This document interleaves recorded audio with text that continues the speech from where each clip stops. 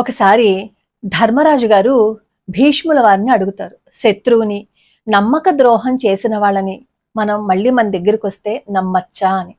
అప్పుడు భీష్ముల వారు ఒక కథ చెప్తారు. కాంపిల్య నగరానికి రాజు బ్రహ్మదత్తుడు, ఆయన అంతఃపురంలో పూజని అని ఒక పక్షి కూడా నివసిస్తూ ఉండేది. దానికి ఒక చిన్న పిల్ల. రాజుకేమో ఒక కొడుకు. ఈ పక్షి ఏమో బయటకు వెళ్ళి ఆహారాన్ని తెచ్చుకోవడానికి బయటకు వెళ్ళినప్పుడు ఈ రాజు కొడుకు ఈ పక్షి పిల్ల ఇద్దరు ఆడుకుంటూ ఉండేవారు. పూజని బయటకు వెళ్ళి 2 పళ్ళు తెచ్చేది. ఒకటేమో రాజు కొడుకుకి, ఒకటేమో తన పిల్లకి ఇచ్చేది. ఒకసారి ఇలాగే బయటికి వెళ్ళినప్పుడు ఈ రాజు కొడుకుకి కోపం వచ్చి ఈ పూజని పిల్లని చంపేస్తాడు. ఈ లోప పక్షి వస్తుంది, తన పిల్లకి జరిగించుకుంటుంది. కోపంతో ఈ బ్రహ్మదత్తుడి యొక్క కొడుకు కళ్ళు పీకేస్తుంది.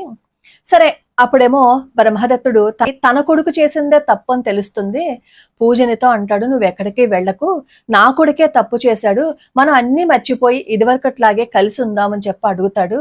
కానీ అప్పుడు ఈ పూజని చెప్తుంది, రాజా, ఒకసారి ఇద్దరికి మనస్పర్ధలు వచ్చి నాకు అన్యాయం జరిగినప్పుడు మళ్ళీ నేను ఇక్కడే ఉన్నాననుకో, నీ కొడుకు మొహం చూసి ఏదో రోజు జరిగింది గుర్తుకొస్తుంది, అప్పుడు నువ్వు నా ప్రాణాలు తీసేస్తావు, ఇక్కడ నేను ఉండను అని చెప్పి వెళ్ళిపోతుందని భీష్ముల వారు చెప్తారు.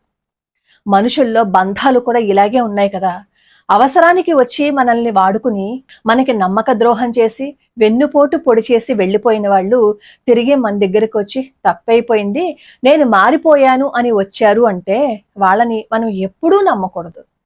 ఒకసారి నమ్మక ద్రోహం చేసిన వాడు మళ్ళీ వాడి బుద్ధి మార్చుకుని మారిపోయాను అని మనం నమ్మి మన దగ్గరికి తెచ్చుకుంటే పాముకి పాలు పోసిన వాళ్ళం అవుతాం. పాము ఎన్నిసార్లు కాటు వేసినా విషంతోటే మనల్ని చంపేస్తుంది, అమృతాన్ని ఇవ్వదు కదా. నమ్మక ద్రోహం చేసిన వాడు కూడా అంతే.